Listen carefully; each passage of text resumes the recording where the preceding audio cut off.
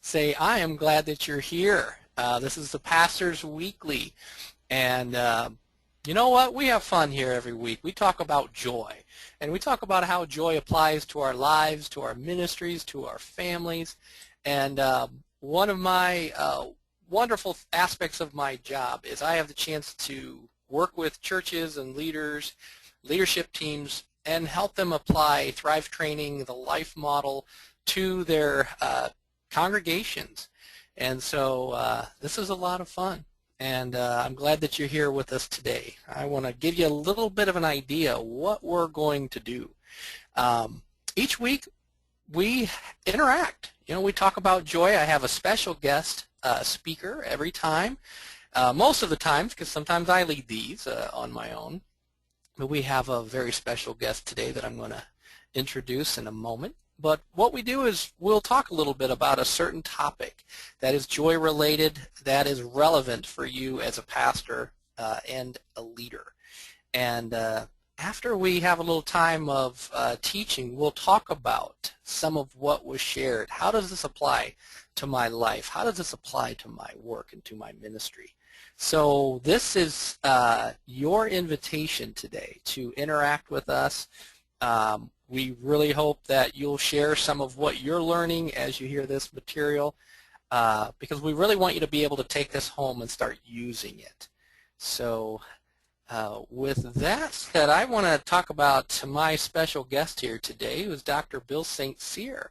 And Dr. Bill St. Cyr is the Executive Director for Ambleside Schools International. And Bill, I think it's been 10 years since I have met you, and I've known you for 10 years. I remember being on a very small plane to Medicine Hat, Alberta, going to a conference, and you were on that plane, and it was a lot of fun getting to know you, and it's a lot of fun to have you here with us. So welcome, good sir.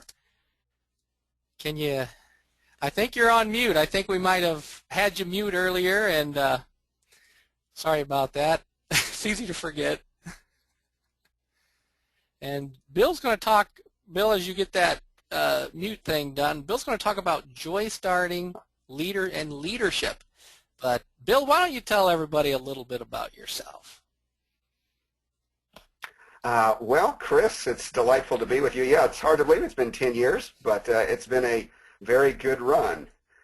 What I spend most of my time now is giving leadership to a group of schools where we train principals, mentor the principals, train teachers. We're asking the question, what is it to build a Christian school that focuses on formation rather than mere information? And so I serve as the Executive Director of Ambleside Schools International. I've spent probably 15 years as a pastoral counselor. I've had the privilege to live in England, live in Germany, Bulgaria, to serve as the assistant to the chaplain of the U.S. Senate. I spent 12 years on Capitol Hill mentoring young men and walking together with them. But it's a joy to be with you. So that's probably plenty about me, and obviously I'll talk a little bit more about myself as we jump in here. So, Chris, are you ready for me to jump in? Yeah, let it fly, Bill. We just need you to show your screen. All right. Is it there yet? Nope. Don't see my screen yet, huh? Okay, let's try again here. There we go. There it comes. There we go. Perfect. Let me see here. View. Slideshow. And let me know if something doesn't work here. But we'll hopefully keep the technology in good form. All right, joy starting and leadership.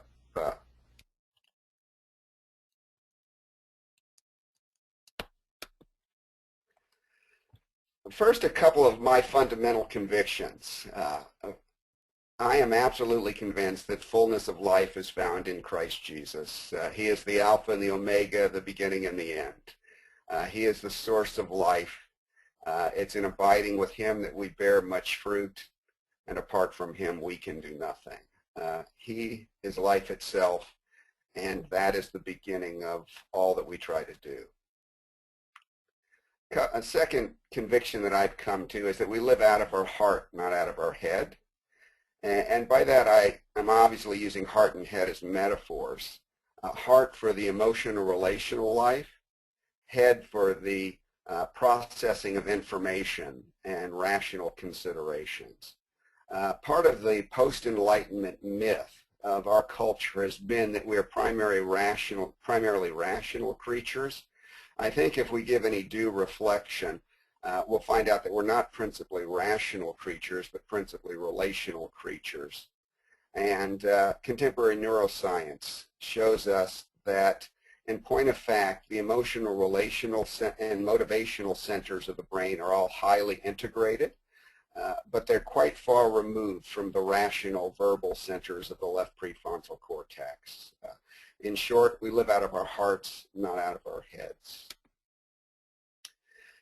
Next, that the fundamental role of the head is to critique the heart, pointing us to a new heart. So in no way do we want to minimize the importance of the head, the importance of clear and accurate thinking, the importance of good theology, for it is the head by which we critique the heart and learn where to go to get a new heart. Next, we are highly relational, spiritual, physical beings. C.S. Lewis called us amphibians, and I think he's right on there. To fully understand who we are, how we grow, how we develop, we've got to take serious the way our brains work, but we're more than just our brains. We are spiritual creatures. I would argue that mind exists at the intersection of brain and spirit. We also know that we're highly relational creatures, that who we are is cultivated and developed by the quality of our relationships. We have different brains because of the people we've been in relationship with. So those are my fundamental convictions. Those are the ideas that undergird how we think about formation, how we think about ministering to others, and how we understand ourselves. Next thing I'd like to briefly talk about is three models of ministry. And in a way, I'm going to tell you a little bit about my story. And these three phases of my own development in ministry. Phase one I would call a time in which I thought of ministry principally as right knowing and right choosing. The second phase, I began to focus on what's commonly called inner healing. You're probably familiar with various forms of ministry that go under that title. And the third phase, in which the way I currently think of formation, everything from leadership development to the healing of the brokenhearted, is in terms of the pursuit of maturity. My own journey with Christ began when I was quite young. I grew up in a Christian home, and yet we were the kind of Christians that went to church regularly, did the right things, believed the right things, and yet there was something that was not complete. When I was 15, my parents went on a retreat in which they looked at their relationship with Christ and their relationship with others, and they were given two gifts. During that retreat, the first gift they were given was a set of tools to communicate and connect with one another. The second set of tools they were given was the vision of ministry. No one had ever told them that they were called to a ministry. They thought that was the professional pastor's job. Mom made cookies, Dad served on committees, and they showed up, and ministry was the job of the pastor. The idea that they were called to ministry was a new concept. When my parents came home that June day in 1973, I'll never forget it because I've never seen two people more in love in my life. And my father caught me in his arms and he said, "Son, I love you." And he held me like he hadn't held me since I was 5. And he said those words in a way he hadn't said them since I was 5. That night, lying in bed, tears coming down my cheeks, I just kept thinking, my Father loves me. My Father loves me. And then I had this thought, maybe my Father in heaven loves me that way too. And immediately I knew it was true. Immediately I knew that he loved me. I had always believed, as long as I could remember, that I was a sinner and that Jesus died on the cross. But this notion that he was near and loved me was new to me, experientially new. I knew it in my head, but had not embraced it in my heart until that point. And that began a journey and a passion for ministering to others. Went off to Louisiana State University, where I did my undergrad, and immediately got involved in campus ministry, leading small group Bible studies. Christ had touched me, and I wanted to be involved in touching others. And that became phase 1, right knowing and right choosing. You see, I led these Bible studies, and you've probably seen them, maybe led them yourself. Well-intended, little booklets with a lesson. And in that lesson, you'd have a series of statements with blank lines and Bible verses to fill in the blanks. And somehow we kind of had the impression that if you just got the right answer filled in and you memorized the weekly Bible verse, that somehow that would produce maturity. That maturity was about, it was kind of like going to school, at least in the model of education I had grown up with. The maturity was about right knowing and right choosing, that if you just got the right information and made good choices, then all would be well.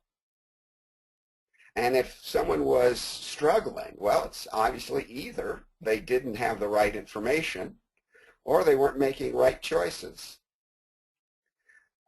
This approach, of course, has 2 problems. First, I don't consider it to be biblical, though I didn't know it at the time.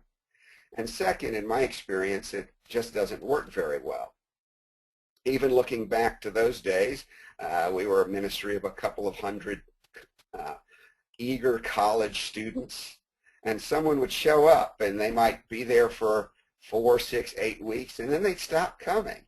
And we would say to ourselves, too bad, maybe they're just not committed. And it just never occurred to us that maybe we didn't know how to engage them in the way their hearts most needed. You see, we don't live out of the left prefrontal cortex.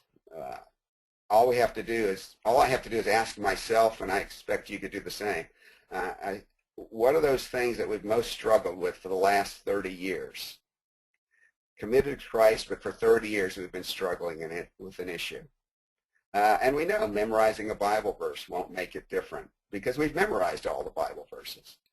And we know that if we could just flip a switch, we'd flip that switch and never behave the way we dislike again. So it's got to be something more than just knowing the right information and right choosing.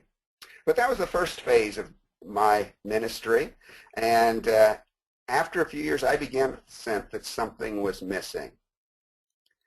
Second phase of ministry, I began when I come this personal pursuit. Lord, how do you heal our hearts? And I suspect many of you are familiar with theophostic or other inner healing ministries. And you know that they can be quite powerfully used of the Lord. And I saw many people significantly helped. And yet someone would come for ministry, we'd pray with them, we'd identify old hurts, we'd see Christ show up, and then a month later we seemed to be back where we started, and a month after that again, and a month after that again. And I began to see that there's a difference between getting someone out of the ditch and getting someone down the road towards maturity. And I began to understand that there are certain kinds of deep wounds which inhibit our growth.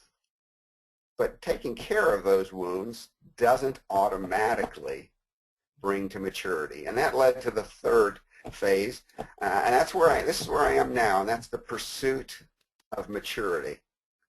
My understanding of ministry is the pursuit of maturity, both for myself and for others. Maturity consists in a set of Christ-like relational skills that have become habitual. At any given moment, our brain responds to the current circumstances in a pre-programmed way. Now, we can pause and respond differently than our own brain programming because we're much more than our brain. But there is always an initial response. To be mature is to have those initial responses more and more conform to Christ, and to have the skills to catch ourselves when our responses are less than the character of Christ. Most of you have probably read Living from the Heart Jesus Gave You.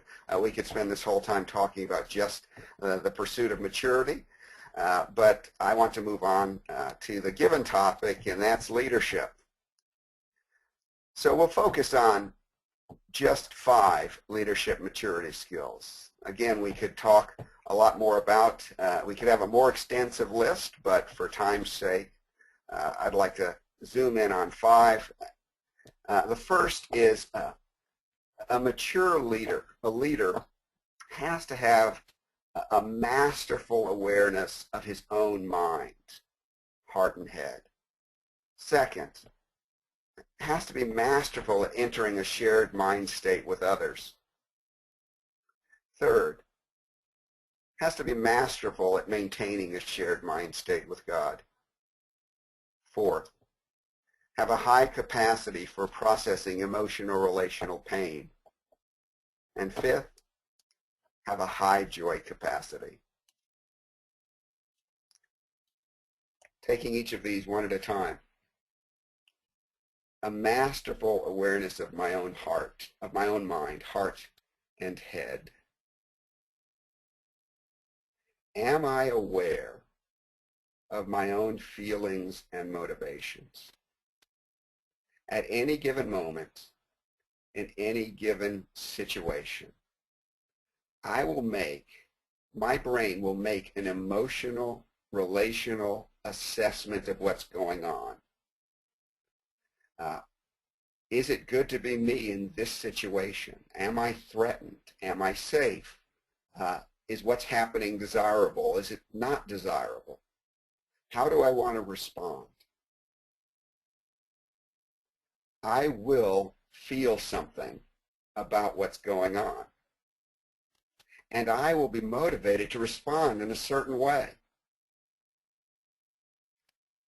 Do I know what's happening with me?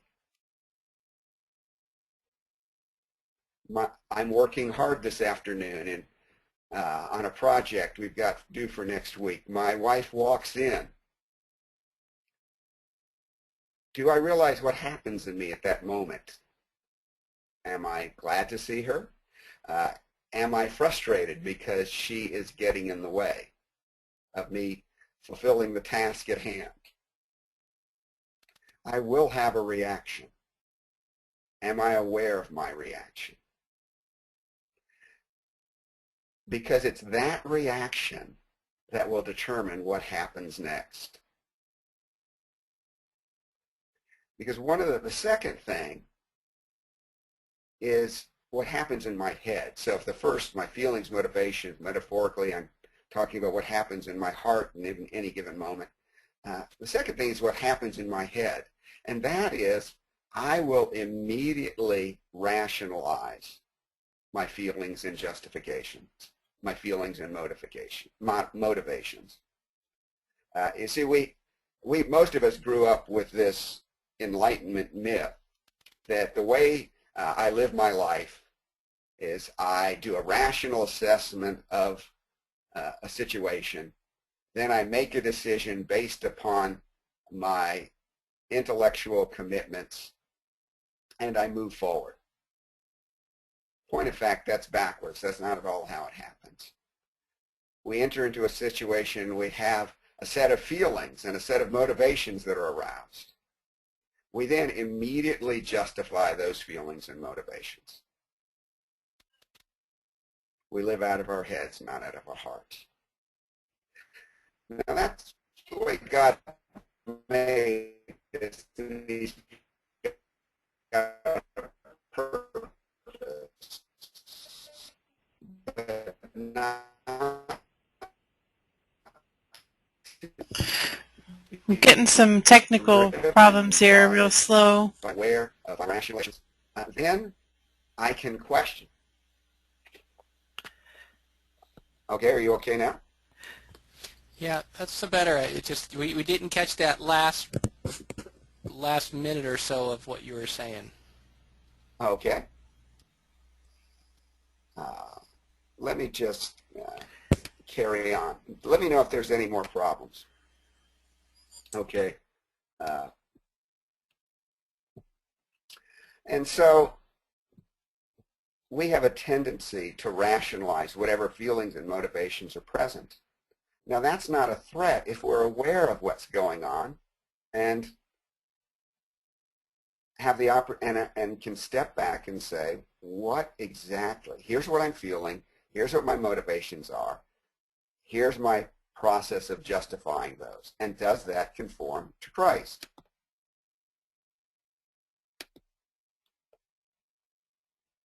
Second, masterful at entering a shared mind state with others. Any leader of a community needs to be able to communicate that he knows and cares for those who are part of his community. To enter into a shared mind state with others is not mere comprehension of another's rationalizations. It's not just knowing another's opinions, but it is an attunement, a personal connectedness, the eye to eye, I'm with you. I mean, we all know it when someone's with us versus when they're just scanning our words. I probably, like most husbands, there's been the time in which my wife has said, you're not listening to me. And I, justifying myself, immediately respond, yes, I am. This is what you said. And I feel like I've made my case. The truth is I haven't made my case at all, because what she was saying to me is, you're not attuned with me, you're not connected with me. It's not just a matter of you hearing the data. Do you hear me? Do you see me? In that sense, I wasn't listening. All leaders need to become masters at entering a shared mind state with others. I've got one of my younger brothers is a pastor of a medium to large congregation, and one Sunday he was preaching and a bird flew into the sanctuary, and this bird kept going back and forth over the heads of the congregation, distracting everyone. You could imagine all the heads looking up, following this bird. Finally, my brother said to one of the parishioners, John, would you go get your gun? And everybody laughed. And then the next day, he got the very distressed letter from a particular member of the congregation who was appalled that he would be so callous towards one of God's creatures. Now, for my brother to have, if he had responded by giving some rational, even biblical justification of how the birds of the air are here for our service, and that would have been of no help. Instead, he met eye to eye with this woman and said, I am so sorry. You obviously have a very tender heart, and I wouldn't want to do anything or say anything that detracts you from hearing God's word. So please forgive me. She immediately broke down in tears. It's the difference between just comprehending another's rationalizations and a personal connectedness or attunement. Next, we must become masterful at maintaining a shared mind state with God. I know the people at Shepherd's House are very concerned with this notion of Immanuel Presence, God with us. How do we connect to the Father? How do we maintain this personal connectedness? And it's so much more than just mere comprehension of biblical propositional truth. As important as biblical truth is, it points to the God who stands behind it. And as human persons who are primarily relational and live out of our hearts, it is this connectedness, this attunement with the living God that transforms us. And it also strengthens us because, as you may know, when we're in a synchronized, attuned connection with someone, we get their emotional strength. And we're not just slaves to our own chance desires. Somehow our brains actually function differently when we're attuned to another mind.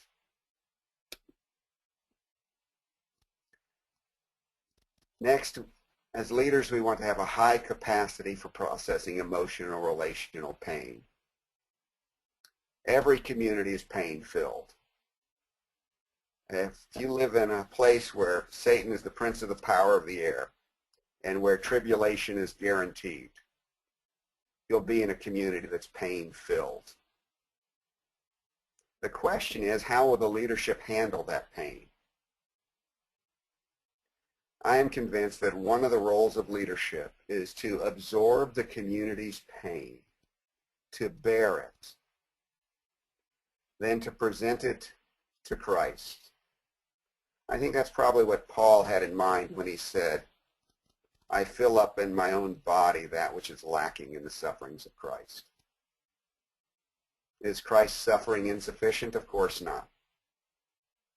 But in the day-to-day reality of living in a community in a pain-filled world, it is the role of the leader to assume that pain and not to spit it back into the community. When the leadership takes the pain and spits it back, the whole community goes into a downward spiral. I've seen churches, schools just go from one disaster to the next as the leadership team, unwilling to bear the wounds of the community themselves, kept doubling down on trying to control, pushing the pain off themselves back into the community. And then the community becomes unsafe for everybody, everybody gets triggered, and the leadership deteriorates even further. It is the role of leader, one of the roles and responsibilities of leadership is to bear the pain of the community and to not spit it back into the community. And this leads to the next and final maturity skill here, a high joy capacity. You see, you can't do the others without this, and actually all five of these skills are highly interactive. They nurture and support one another. As you've been listening, I'm sure you've heard the term joy as it's good to be me here with you. And when a community has a high joy leader, that community is in a position to grow because people are safe. The weak can be with the strong. You see, also we catch our affections like the flu. In working with our principals, the principals of our schools and with other schools, when the principal is smiling and goes bright-faced, when teachers show up, when students show up, the whole tenor is different. When the leadership's glum, depressed, burdened, a cloud comes over the whole community. Back to the leader's responsibility of processing the community's pain. our capacity to do that is equivalent to our joy capacity. High joy people can do a lot of pain and stay their best self. Low joy people go into dysfunction at the first sign of emotional distress. And finally, a community's joy capacity will not exceed that of the leader. Leadership sets the benchmark, sets the tenor for the whole community. Community can't rise above its leadership. So, in summary, leadership maturity skills. Masterful awareness of my own heart, of my own mind, heart and head. I want to become a master at entering a shared mind state with others. I want to be a master at maintaining a shared mind state with God. I want to possess a high capacity for processing emotional relational pain. And I want to stay at a high joy, in a high joy state, regardless of what's going on around me. As you know, biblically, love, joy, and peace are functions of our disposition, not our situation. If I'm not experiencing love, joy, and peace, it is not because of what's happening around me. It's because of what's happening within me. If love, joy, and peace are fruits of the Spirit, and if I'm not living in love, joy, and peace, something's blocking the flow. Well, Chris, that's probably enough for me right now. That's a few thoughts to get us going. All right. And I'll give it back to you. All right, thank you. I will pull up my slide here. You've given us so much good stuff to chew on here. Well, I hope so. Wow. All right, I want to open this up for some interaction because I suspect many of our viewers are a lot like me going, wow, I want you to land on that some more. There's so much here. A lot of wisdom that you're giving us leaders to be able to have a fruitful ministry. And it sounds like you've had some years of experience here. So let's open this up a little bit. I want to invite our viewers here to join in here. What do you think about all that Bill has so clearly shared with us today? You know, how does this apply for you as you're sitting at home, sitting at work, sitting at your office, and you're thinking, wow, I want more of that? What comes to mind here? Let's open this up for a little bit of interaction. I've got all kinds of questions and things that I can share, but I want to hear from you all. So go ahead if you want to type in your question. Denny can read it. Otherwise, if you have a headset or a mic, like I do, just raise your hand and Denny will be able to unmute you.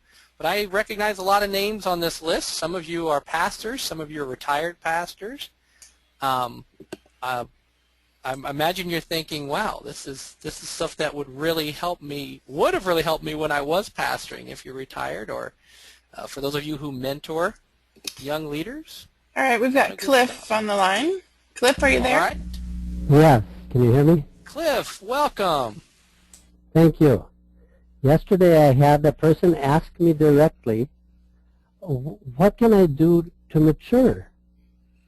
She recognized that she had been stopped in her maturity as a child and has been getting a lot of inner healing, and now she asked me, what can I do to mature?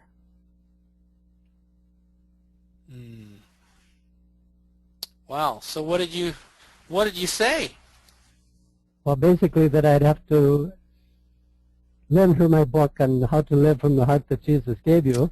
Yes. And I'm not sure that reading that book is the answer to her question, right? Yeah.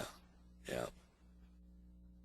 So what did you walk away with today, Cliff, after hearing Dr. St. Cyr share some of his experience? What gives you hope? Well, I see those things in me that are close to what he's talking about at the end here, but I had a significant problem in my church maybe just a few months ago where someone really, really was hurting and was demanding that all the leadership change, not meaning to new people, although she'd be satisfied with that, but wanting us to change into being different people than we were and different maturity level than we were.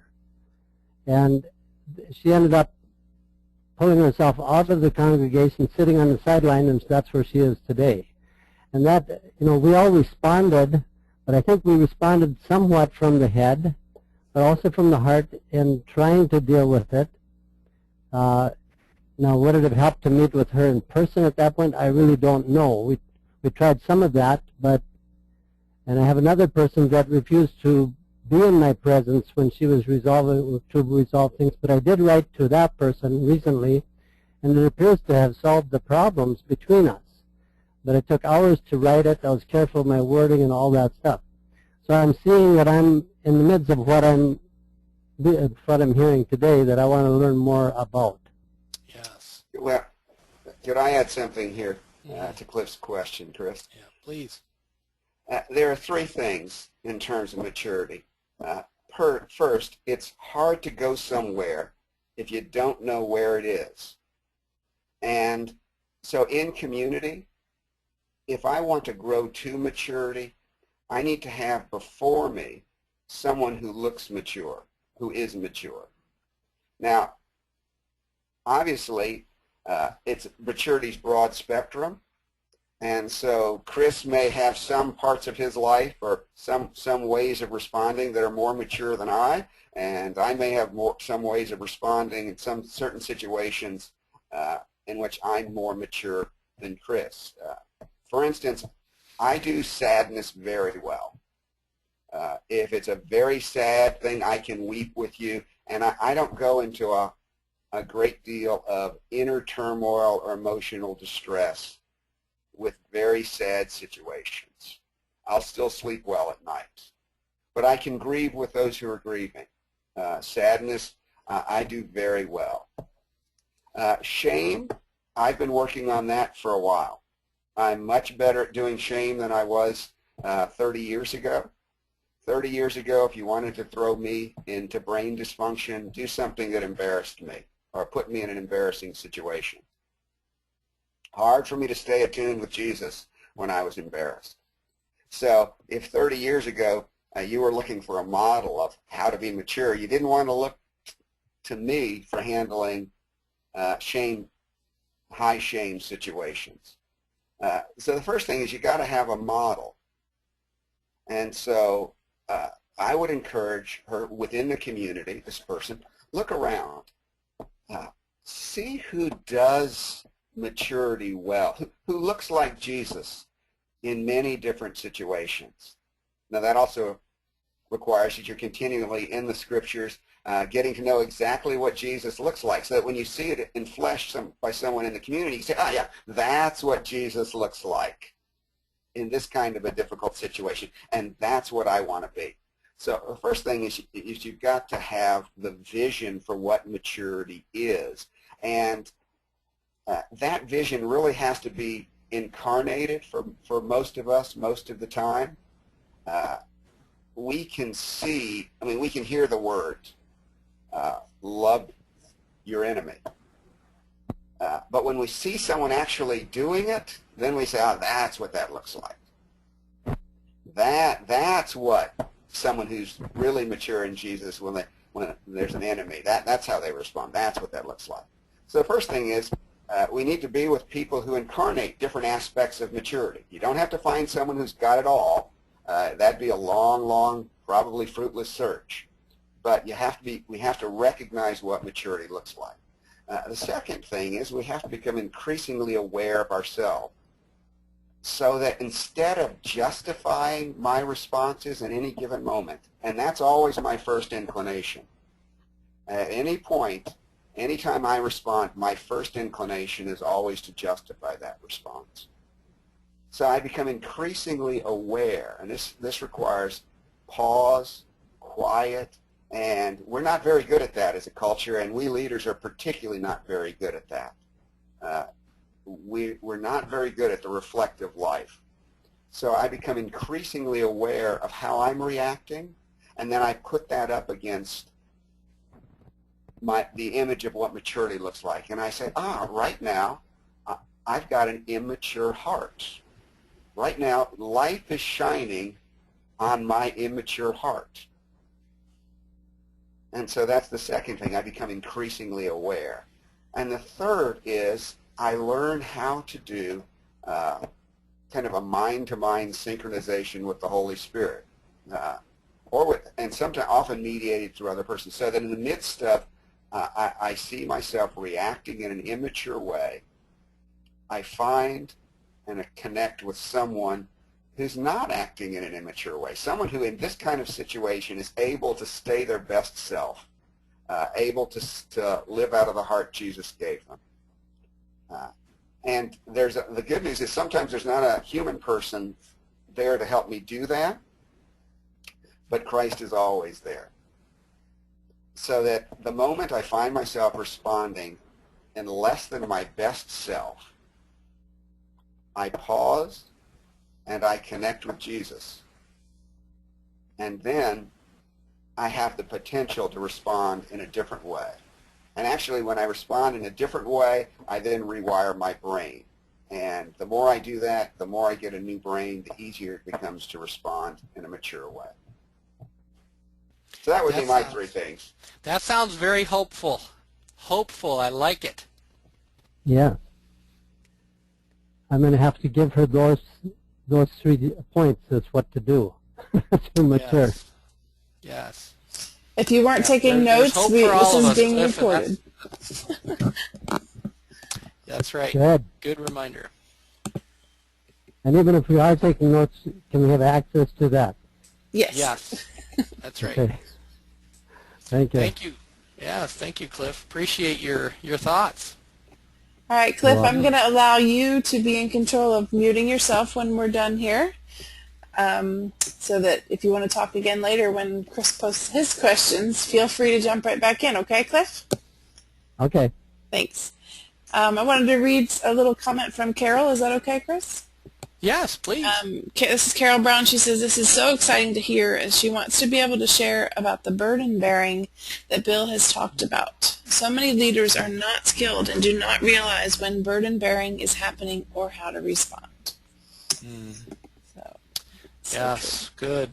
That is, yes. I appreciate you shining the light on that, Bill. That is really a key thing, that if I avoid feeling some of that pain that is within my community, there's going to be a price or a cost. Something's going to happen there.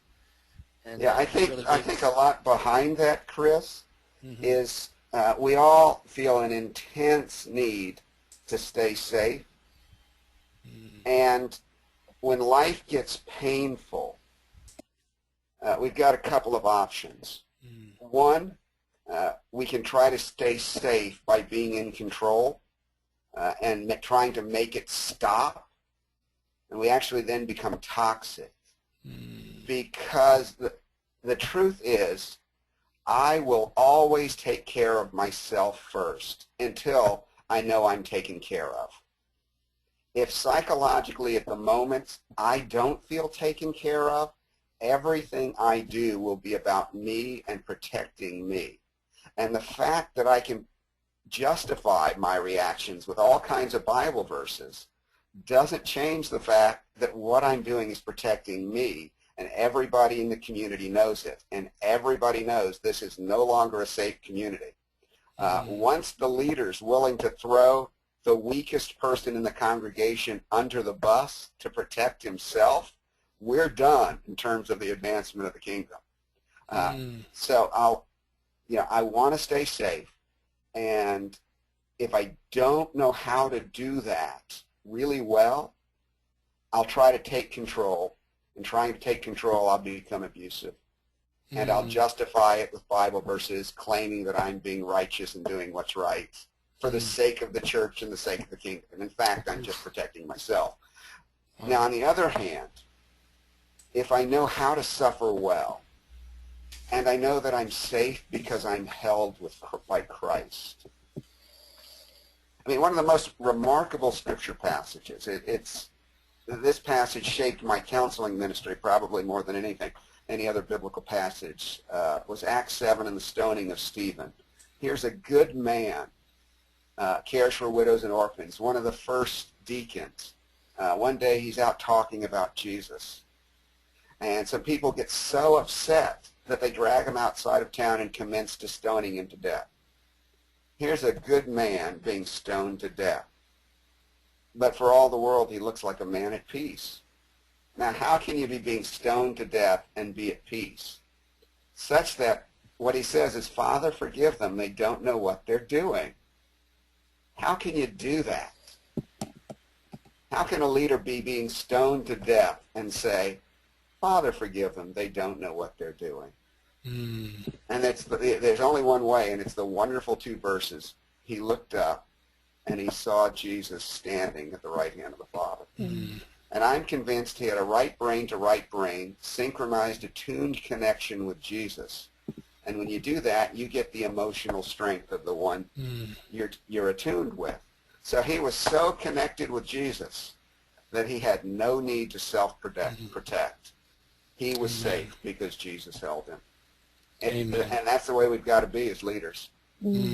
So true. Now, Adele has a question for you there.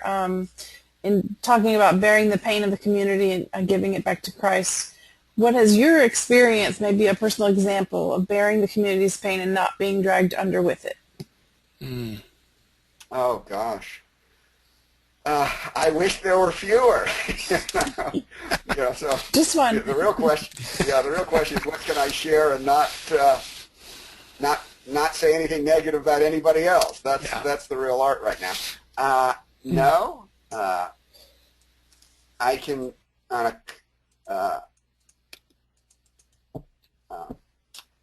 I had helped establish a ministry, and it was growing. Had some people on the particular person on the board of the ministry who basically got very anxious, and out of his anxiety he became toxic, and his way of trying to manage that was to take absolute control.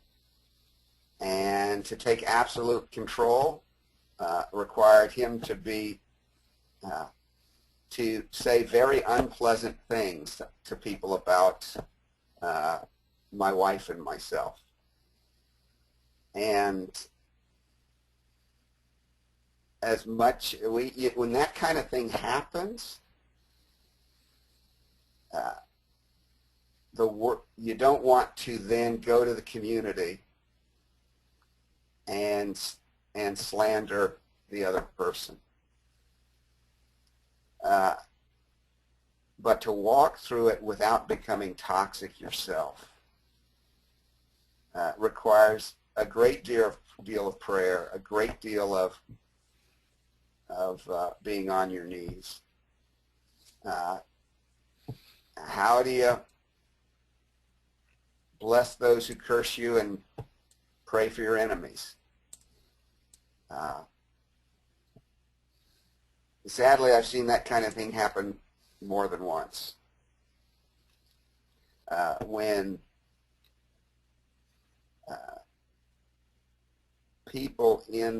other people in leadership in a community go toxic. It's very difficult to maintain a peaceful stance and not yourself go toxic when other people on the leadership team are going toxic. Wow. Yeah, that is no easy task right there. Wow. Thank you, Bill. Thank you for sharing that. Thank you, Adele, for asking that question. While we're on this topic, as people are soaking this in, I want to let everybody know Bill is going to be one of our presenters at the upcoming Joy Starts Here conference in 2 weeks. So Bill, maybe you could give us a little teaser of some of what you want to unpack a little bit at Joy Starts Here, because I think you're giving us all a lot to chew on, and we want to hear more. And I know my time's getting a little tight here, but can you give us just a little teaser for what you want to talk about at Joy Starts Here?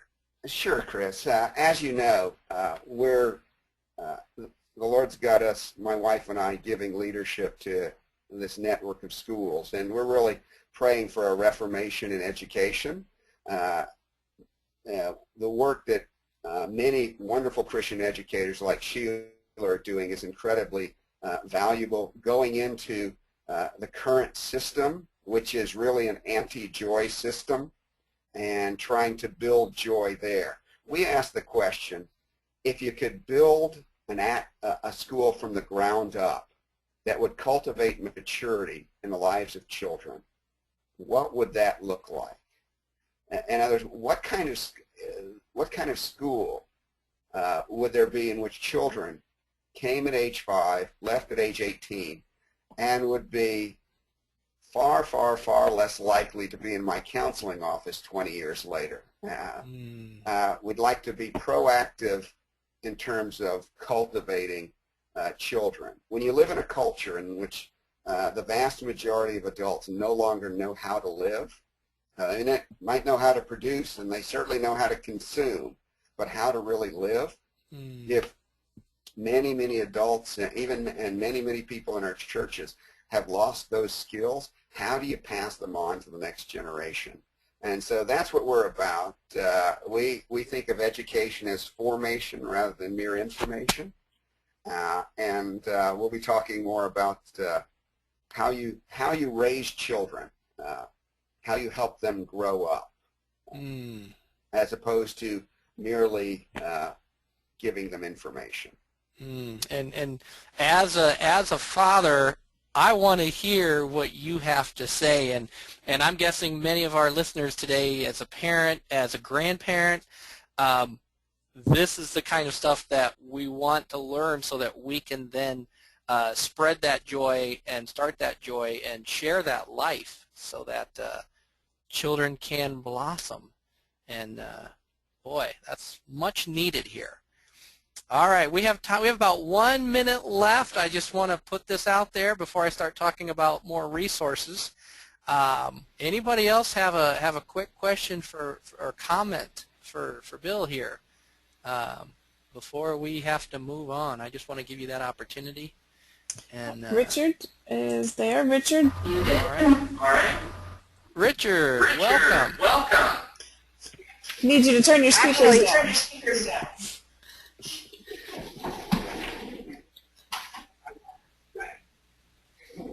Actually, the question comes from his wife. This is Jewel. Jewel. If you find yourself in a community where leadership has taken the role of pushing out the weak, not dealing with the pain in the community, how best can you be life-giving in that circumstance? Well, there's certainly... How can you support the leadership in a way that would help bring about change? Because I think that suffering aspect that you mentioned, we fill up the sufferings for the body of Christ, is not only for leadership, but it's for every Christian. Yes, and there certainly will be pain in the community. We can mask it, we can try to hide it, but it's there. And if you can be the kind of people where it's safe to be weak, where it's safe to hurt, that's the beginning of a different kind of ministry. And I can imagine your home becoming a place where people come, where people who would not normally be invited to dinner are invited to dinner, where it's a safe place to connect and truly share your heart. You know, one of the things about leadership, and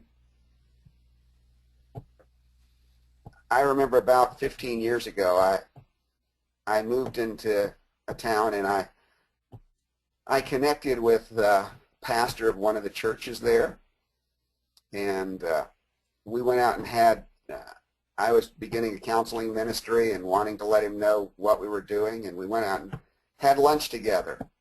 And I said to him this, I said, "Do you have any friends?" And he said, "I used to. But all the people that were my friends when we started the church 15 years ago, they've now gone on. They've moved. Life situations have changed." And he said, "Now I'm just Pastor Jim to everybody." And I said to him, "I'll be your friend." Now here's a really sad statement. This guy had a huge heart. I mean, he'd be there with you at 3 in the morning. He'd be at the hospital when the babies were born. He'd be in the hospital when they were sick. I mean, he was there. He had a huge heart. When his father passed away, and the funeral was an hour and a half away from the town,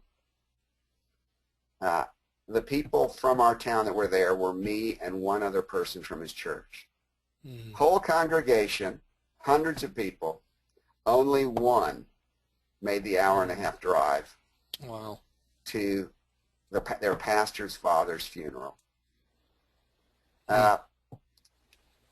Granted, pastors often build their own walls, but the truth is, in my experience, most pastors are friendless, which is a disaster. Mm-hmm. Yes, well, I'm going to have to jump in here. I suspect that was very helpful for Jewel and Richard, and I want to encourage friends to come to Joy Starts here if you're available and listen to more. Meet Bill in person. If you can't make the conference, we actually have a video streaming option available as well.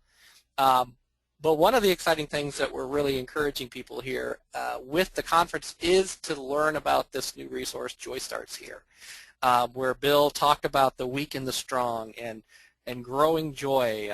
This is a resource I think people will enjoy.